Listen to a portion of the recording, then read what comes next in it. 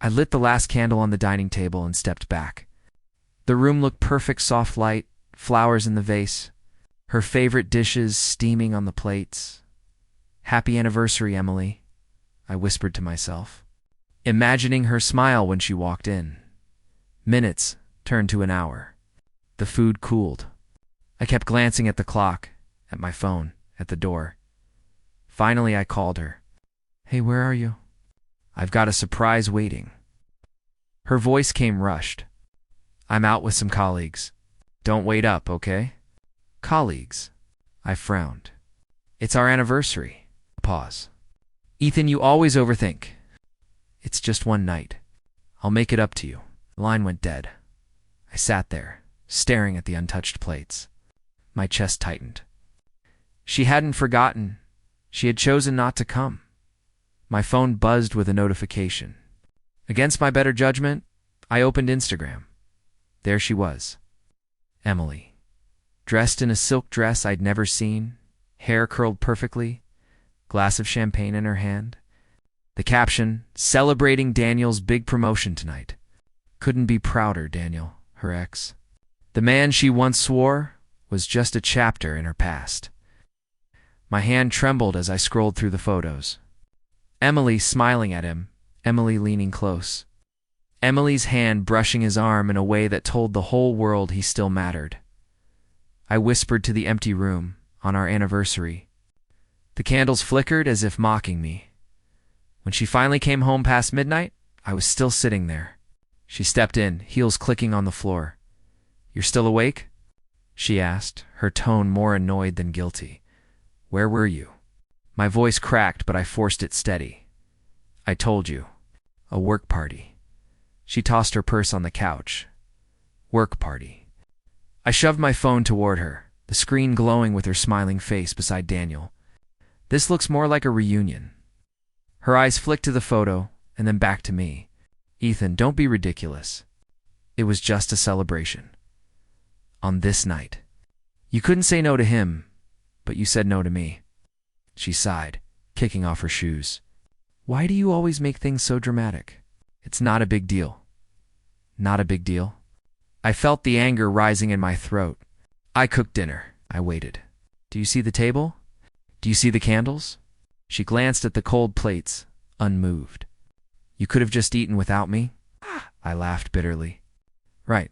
Happy anniversary to me." She walked past me toward the bedroom. "You're blowing this out of proportion. Daniel's promotion is important, and our marriage isn't." I shot back. She stopped at the doorway but didn't turn around. "You'll understand someday," her words sliced through me. Understand? What was there to understand my wife choosing her ex over me? I stared at the table one last time, the flowers wilting under the candle heat, and whispered to myself, this is the moment everything changes. I didn't touch the food. I didn't blow out the candles. I just sat there, letting the smoke curl into the air until the wax melted down to nothing. Asterisk, the front door creaked open past midnight. I didn't move from the couch. The candles on the table had long burned out. Leaving only the bitter smell of wax, Emily stepped in, heels clicking on the floor, her perfume flooding the room, sweet and sharp.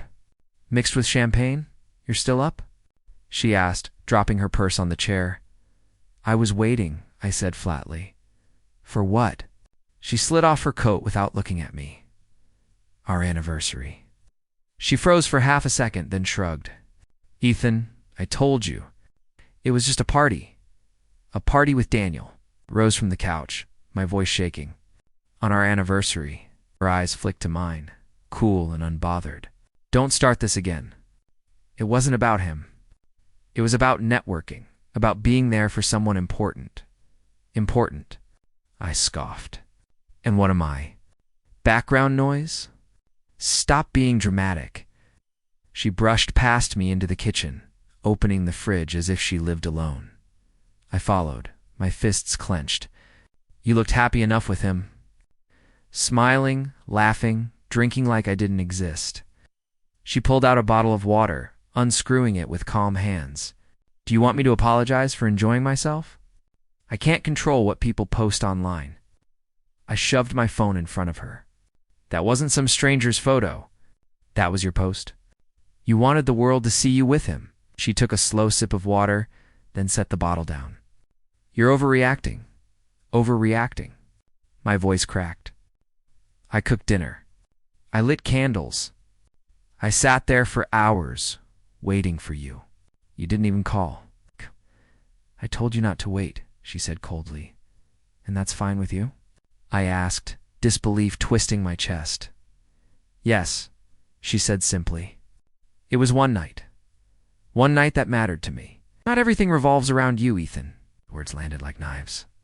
I stepped back, staring at her. So our marriage doesn't matter either? Her jaw tightened. Don't put words in my mouth. I don't have to, I said bitterly. Your actions say enough. She rolled her eyes, walking toward the bedroom. I'm not fighting about this tonight.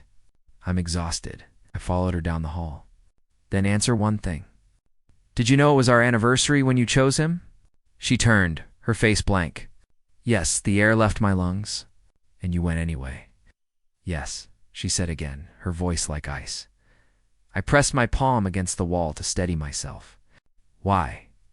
Because it was important to him, she said flatly. And I'm not. My voice cracked. She didn't answer.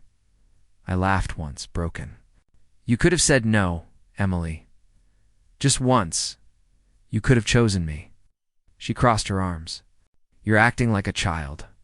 Stop making this bigger than it is. Bigger, I whispered. It was our anniversary. Do you even hear yourself? I'm done, she said, pushing into the bedroom. Sleep on the couch if you want. I don't care. The door clicked shut behind her. I stood in the dark hallway, my chest hollow. The table was still set, the flowers drooping, the plates of food untouched. I walked back and sat at the head of the table. The silence roared. I whispered to the empty chair across from me. Happy anniversary, Emily. For the first time, I realized I was married to someone who no longer saw me at all. The next morning, Emily hummed while making coffee, as if nothing had happened. Morning, she said casually, pouring herself a cup. I stared at her. You're unbelievable. She raised an eyebrow. For drinking coffee? For pretending last night never happened? She sipped slowly. We already talked about it. Are we really doing this again? Yes, I said sharply. Because it was our anniversary? Ethan, you're exhausting sometimes. She set the mug down. You act like I committed some crime. You didn't just skip dinner, I said, my voice trembling. You celebrated your ex. Publicly. With photos. Her lips pressed into a thin line. So what if people saw? It's not like I kissed him. You might as well have, I muttered. She turned away. I don't have time for this. I'm late for work. Of course, I said bitterly. Work. Always an excuse. She grabbed her purse, brushing past me. Try to calm down before tonight. The door slammed. At work, the whispers started before I even sat at my desk. Two colleagues leaned close, their voices low but sharp enough to cut. Did you see Emily's post? Daniel looked so proud. She was glowing. I gritted my teeth, pretending not to hear. But then, another coworker approached me. Ethan, he said, trying to sound casual. Tough night, huh? My fists clenched. What's that supposed to mean? He shrugged awkwardly. Everyone saw it. I just didn't think she'd do that on your anniversary. I swallowed hard. Neither did I. I spent the day buried in paperwork, but every time I blinked, I saw her smile, bright, effortless, the same smile she once gave me. Only now, it was for him. On my lunch break, I sat outside alone. Memories I had buried came rushing back. Emily pointing at Daniel in a magazine years ago. He always had such drive. You should learn from him. Or the time she sighed during an argument. Daniel would have handled this better than me, always brushing it off, always forgiving. I whispered to myself, how blind was I? When I got home that evening, Emily was already there, scrolling through her phone on the couch. Long day? She asked, not looking up. You could say that, I muttered, dropping my bag. She glanced at me. You look tired. What happened? I laughed once, hollow. What happened? Everyone saw my wife celebrating another man. Do you know how humiliating that is? Her eyes narrowed. So now, I can't even go out without you turning it into some public scandal. It's not just going out. I snapped. It's him. It's always been him, hasn't it? Her silence answered more than words ever could. Years, Emily, I said quietly. Years of me being compared to Daniel. Years of you holding me against a ghost from your past. And last night, you made it clear. I was never enough. She crossed her arms. You're being dramatic again. No, I said, my voice breaking. For once, I'm being honest. The room fell silent except for the tick of the clock. Emily finally stood, brushing past me toward the bedroom. I don't have the energy for your insecurities, good night. Sank onto the couch, staring at the darkened TV screen. My reflection stared back, broken, ashamed, and angry. I whispered to the empty room. He's still here. He never left. And maybe you never did either. The house was silent when I got home that evening. Emily sat on the couch scrolling her phone, her face lit by the blue glow. Dinner's in the fridge, she said without looking up. I didn't answer. I went straight to the bedroom, yanked open the closet, and pulled out a suitcase. The zipper's rasp made her head turn. What are you doing? I laid the bag flat on the bed. Packing. She laughed. You're kidding. I folded the first shirt, placed it neatly inside. Do I look like I'm kidding? Ethan, stop being ridiculous. She leaned against the doorway, arms crossed. You're not going anywhere. I grabbed another shirt, my hands steady. Watch me. Her eyes narrowed. You're throwing a tantrum. No. I folded jeans, pressed them down flat. I'm done begging for scraps. She stepped closer. So what? You're leaving me? Over one night. One night. I snapped, finally looking at her.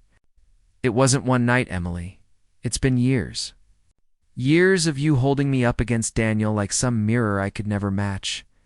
Last night was just the final proof. Her smirk faltered, but she lifted her chin. You're overthinking everything again. I tossed another shirt into the bag. Maybe I am, but at least I'm not blind anymore. She walked around to the other side of the bed, glaring. Where are you even going? Anywhere you aren't. The words hung in the air. Her face paled. You don't mean that, she said quietly. I zipped the side pocket. I've never meant anything more. She grabbed the edge of the suitcase. Stop. This is insane. You can't just walk away. Pulled it back firmly. I already have, Emily. Last night, when I saw you smiling at him, something in me broke. And now I'm just finishing the job. Her voice shook, the first crack in her armor.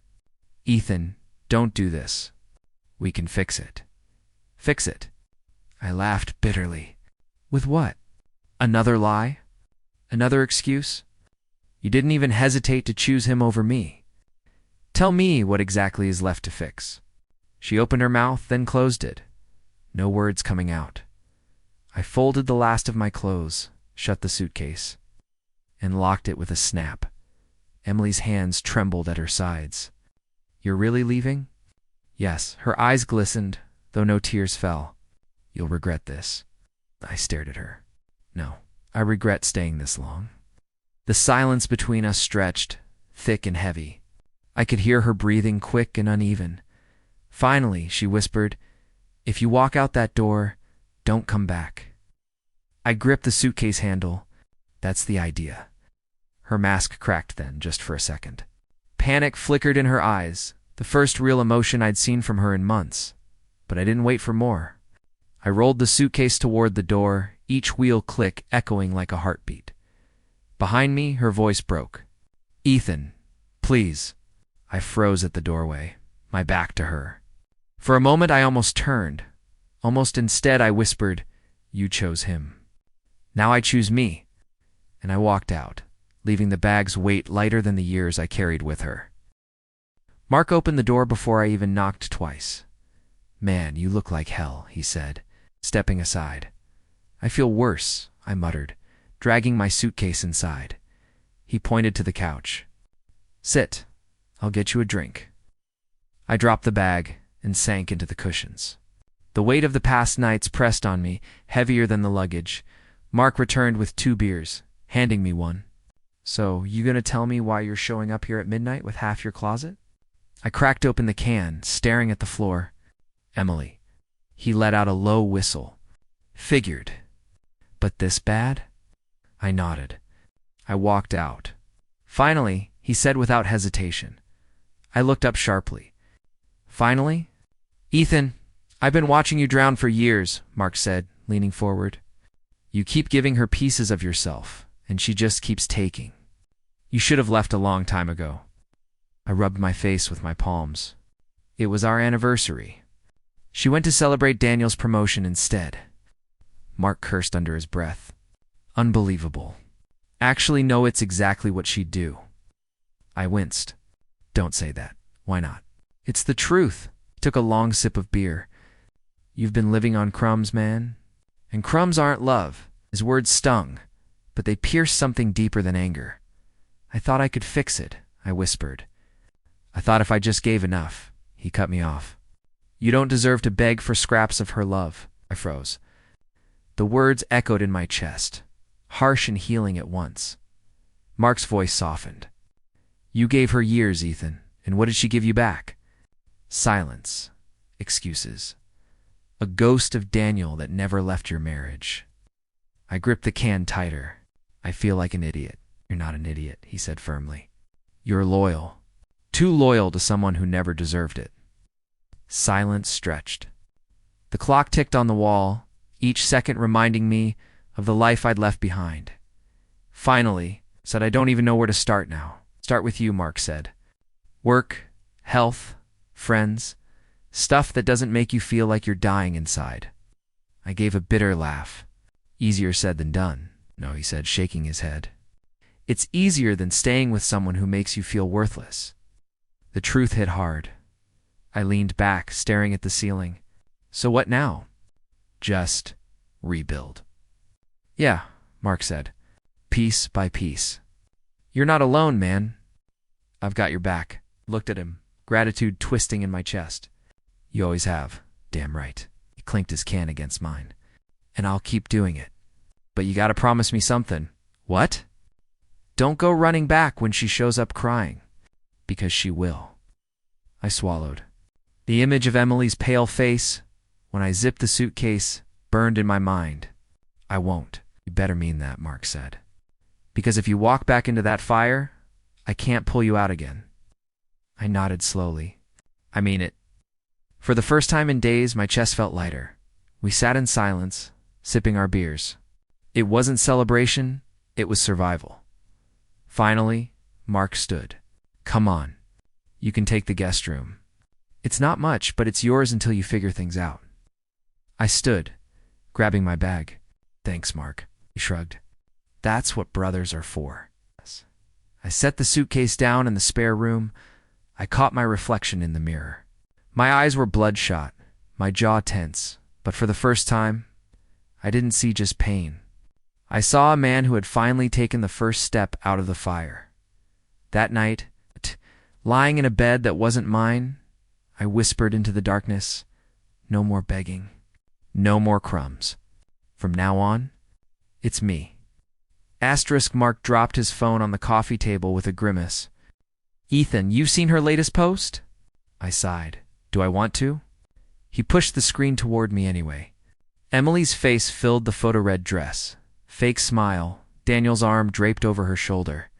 Champagne glasses in their hands, some rooftop restaurant glittering in the background. I looked away. Another party. Another show? Mark snorted. Show's the right word. Tried to keep my voice steady. Good for her. She got what she wanted, did she? Mark leaned back, studying me. Looked closer at her face. That's not happiness, man. That's survival. I didn't answer. My chest ached, but I swallowed it down. At work the next day, 2 colleagues whispered near the coffee machine. Did you hear? Daniel was spotted with some girl from accounting, one murmured, while he's still with Emily? The other asked, of course. He's never stopped. Their voices dropped when I walked by, but I'd heard enough. That evening, I sat with Mark again. "Daniel hasn't changed," I said flatly. "Did you really think he would?" Mark asked. "Guys like him, they don't suddenly become loyal. They collect." I rubbed my temples. "And she left me for that." "No," Mark said sharply. "She left you for the idea of him. Big difference." The words lingered. Later that night, I scrolled through Emily's newest set of photos. At first glance, they screamed perfection. Izers, champagne. But I zoomed in on her smile. Her lips curved, but her eyes didn't. There was a hollowness there, one I recognized. Mark walked in, catching me staring. "You still checking?" "I shouldn't," I muttered. "But I can't help it. It's like watching a play where I already know the ending." He sat down. "What ending do you see?" "She'll break. He'll betray her, like he's always done. And when it happens?" I hesitated. "I don't know what I'll feel. Hopefully nothing," Mark said. "Because the best revenge isn't fire, it's indifference." I leaned back, closing my eyes. His words sank in deeper than I wanted to admit. The next weekend, I ran into an old acquaintance at the grocery store. She lowered her voice as soon as she recognized me. "I'm sorry about everything, Ethan, but honestly, people are talking. Emily looks miserable these days. Daniel was spotted flirting at a bar last night. Everyone knows." I forced a small smile. "Thanks for telling me." But inside, something shifted. For the first time, pity wasn't aimed at me. It was aimed at her. That night, I sat on Mark's balcony, staring at the city lights. He handed me another beer. "You're quiet," he said. "I think I'm finally seeing it," I replied. "All those pictures, they don't mean she won. They mean she's losing," Mark grinned. "Now you're catching on." I stared into the distance, the ache in my chest duller than before. "Karma's coming for her. Not because of me, because of who she chose." "And you?" Mark asked. I looked at him, then at the night sky. "Me. I'm done waiting for her to fall. I've got better things to build." For the first time since that broken anniversary night, the weight lifted. The illusion was shattering, not mine anymore, but hers. The ballroom buzzed with chatter and clinking glasses. I adjusted my tie, reminding myself that tonight was about business, not ghosts from the past. Yet ghosts have a way of showing up when you least expect them, Ethan. A familiar, smug voice cut through the crowd. I turned in. There he was. Daniel. His suit was sharp, his smirk sharper. I clenched my jaw. "Daniel," he raised his glass in mock salute. "Didn't think you'd show your face at an event like this?" "Brave of you." I forced a smile. "Why wouldn't I? I belong here as much as anyone." He leaned closer, lowering his voice. "You should thank me, you know. I freed her from you." My blood boiled, but I kept my expression calm. Freed her? From what? A husband who actually cared? A man who stood by her every choice? He smirked wider. From mediocrity. Emily needed more. I gave her that. I tilted my head. "She left me for your promotion, Daniel. Tell me, what happens when the next big promotion comes along? Who will she leave you for?" The smirk faltered. For the first time, his eyes flickered with doubt. I let the silence stretch before adding, "Careful. That ladder you're climbing. It's slippery when you're looking over your shoulder." He straightened his tie, forcing confidence back into his voice. "She's with me now. That's all that matters." I leaned in slightly. "For now?" He glared, but I didn't flinch. For once, I was the calm one, and he was the one rattled. Just then, a voice behind him said, "Daniel, darling." "Introduce me." Emily appeared, her hand sliding onto his arm. My chest tightened for a second, but I quickly steadied myself. Her eyes met mine, and for a moment, the mask slipped. "Ethan," she said stiffly. "Emily?" I gave her a polite nod, nothing more. She looked at me, searching, maybe hoping for bitterness or longing.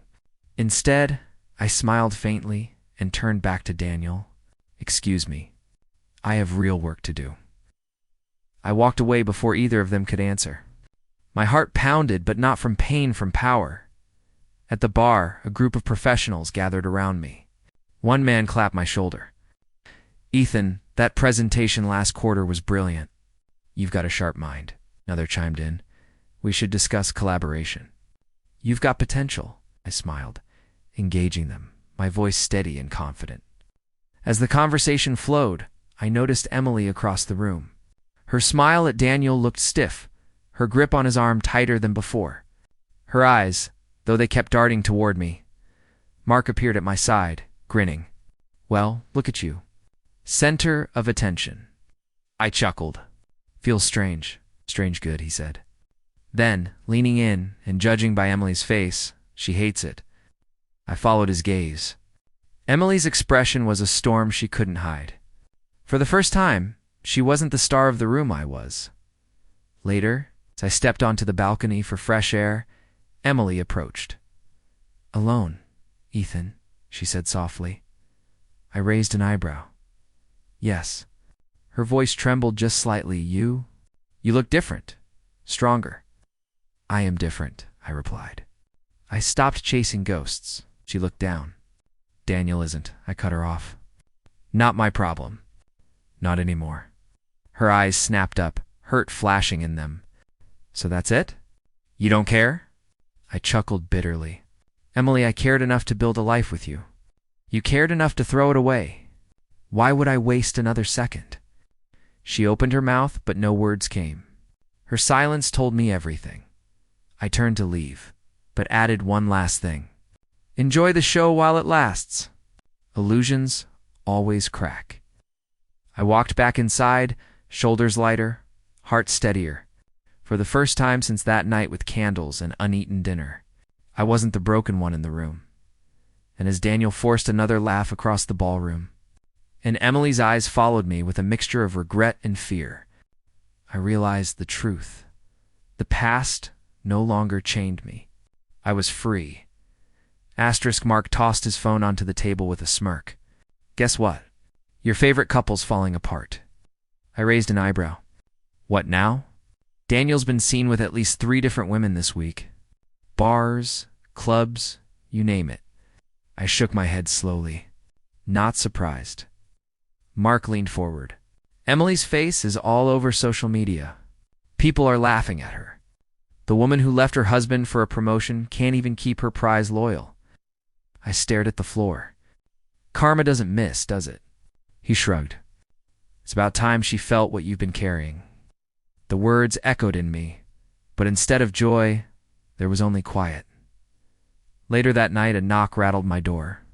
I hesitated before opening it. There she was, Emily, her makeup smeared, eyes swollen from crying, hair disheveled. She clutched her purse like it was the only thing keeping her upright. "Ethan," she whispered, voice breaking. "Can I come in?" I stepped aside silently. She walked in, glancing around the apartment as if it were foreign. She turned to me, her lips trembling. I made a mistake." The words stabbed, but I didn't flinch. "A mistake?" Her voice cracked. "Daniel, he lied. He cheated. He never stopped. I thought he loved me," but she choked, covering her face. "I ruined everything." I crossed my arms. "You chose him. Over me. Over us." Her hands dropped, her eyes wide and desperate. "I was stupid, Ethan. Blind, I thought. I thought success meant love. But he doesn't care. He never did." I let silence stretch between us. Finally, I said quietly, "So now you come here. After all the pictures, the parties, the way you flaunted him in front of the world." Tears streamed down her cheeks. "I didn't know what else to do. You were always the one who cared. The one who stayed." I shook my head. "Not anymore." She took a shaky step closer.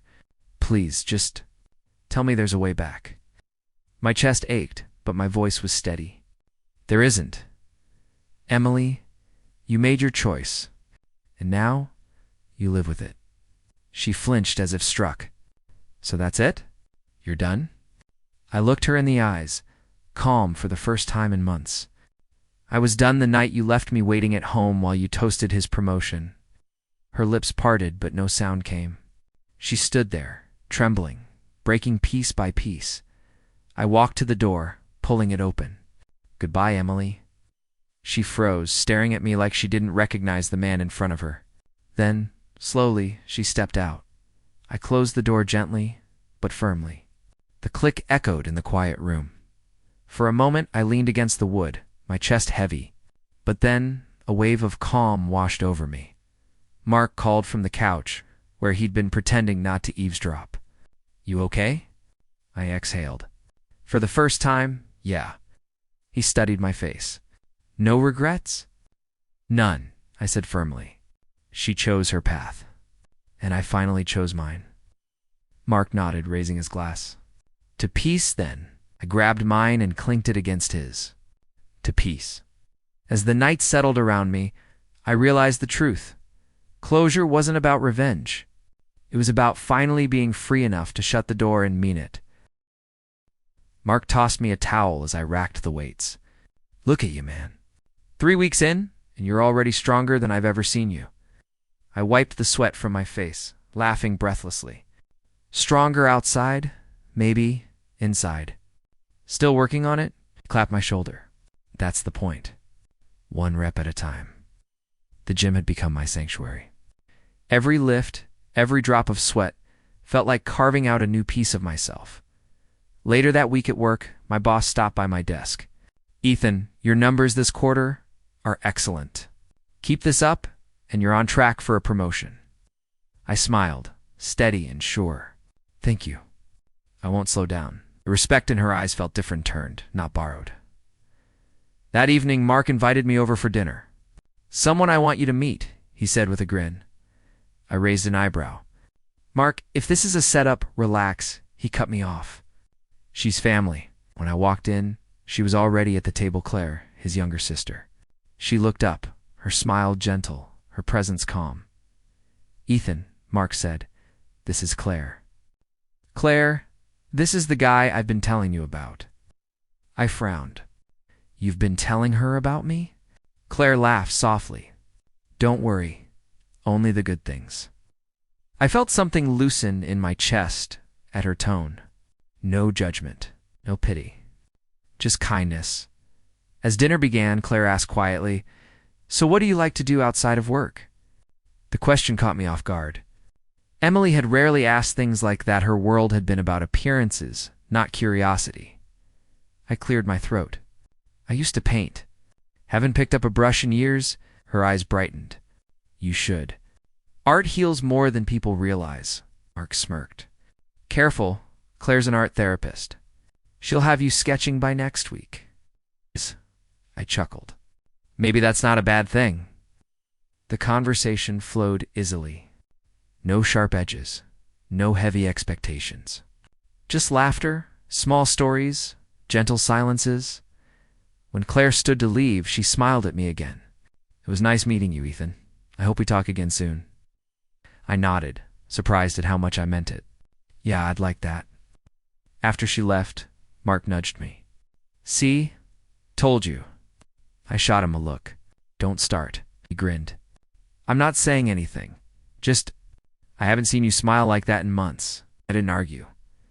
The following week, I found myself dusting off old sketchbooks. Lines turned into shapes, shapes into color. Hours slipped by without the heaviness of the past pulling me under. One evening, Claire called. "Mark said you started painting again." I hesitated, then laughed. "Guilty. It's messy, but it feels good. That's the point," she said warmly. "Not perfection. Just breathing on paper." Her words lingered long after we hung up. Days blurred into weeks. Work improved. My body grew stronger. My laughter came easier. Friends stopped offering pity and started offering respect. One night, sitting with Mark on his porch, he said, "You're different now, lighter. Almost like you're finally living instead of surviving." I looked at the night sky, a quiet peace settling in. Maybe I am. The park was quiet that evening, the kind of quiet that lets you breathe. Leaves rustled softly overhead, and the glow of the street lamps painted golden halos on the path. I sat on the bench with Claire, 2 steaming cups of coffee between us. She tilted her head. "Why here? Why tonight? I smiled faintly. Because exactly 1 year ago, everything fell apart. I was sitting alone in a decorated dining room, waiting for someone who never came. Claire's eyes softened. And now? I lifted my cup, holding it toward hers. Now I sit here with someone who doesn't need chandeliers or champagne to make a moment meaningful. She touched her cup to mine with a soft clink. 2 new beginnings? I shook my head gently. To survival. To strength. To finding myself again. Her lips curved into a quiet smile. You've come so far, Ethan? I laughed under my breath. Some days I still don't believe it. Back then, I thought losing Emily meant losing everything. Turns out it was the only way to find out who I was without her shadow. Claire took a sip, her eyes glowing in the lamplight. Pain does that. It strips us down. But then it leaves space for something new to grow. I looked at her, really looked at her, the gentleness in her voice, the steadiness in her gaze. You've been that something new? She blinked, cheeks warming. Me, yeah, I said softly. You reminded me that not all smiles are masks. That not all love comes with conditions. You reminded me I deserve better. For a moment, silence lingered, comfortable and full. Then she whispered, You deserve happiness, Ethan, and maybe. You're starting to believe that. I leaned back, exhaling. 1 year ago, I was broken. Tonight, I'm not whole yet, but I'm on my way. And for the first time, I'm not scared of tomorrow. Claire's hand brushed against mine on the bench. You shouldn't be. Tomorrow's yours now. I felt the warmth of her touch, grounding and real. You know, I thought anniversaries would always haunt me, that the word itself would sting. But maybe it's time to rewrite what it means. She tilted her head curiously. Rewrite it how? I raised my coffee cup again. From now on, this day isn't the day I lost my wife. It's the day I found myself. My own anniversary. Her eyes shone, and she lifted her cup to meet mine once more. Then happy anniversary, Ethan. The words settled deep inside me, gentler than any toast I'd ever heard. We sat there, sipping quietly, watching the world move on around us. Children's laughter in the distance, a couple walking hand in hand, the breeze carrying hints of autumn. Life was still messy, still unpredictable, but it no longer felt heavy. Claire broke the silence with a playful smile. So what's next? Paint more, work more, or maybe live more? I chuckled. All three, but living comes first. She grinned. Good answer. I turned to her, my voice steady. Claire, I can't promise I'm done healing, but I can promise I won't lose myself again for anyone. Not for work, not for love, not for fear. She squeezed my hand gently. That's all I could ever want to hear. The night deepened, stars peeking through the sky, and I felt a peace I hadn't known in years. Not the peace of forgetting, but the peace of finally forgiving myself. I stood, offering Claire my hand. Come on, let's walk! She rose, her fingers sliding into mine with ease. Where to? Forward, I said simply, and as we walked under the quiet lights of the park, I realized something. My story hadn't ended the night Emily chose someone else. That was just the prologue.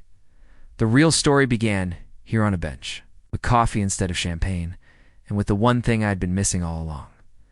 Self-respect.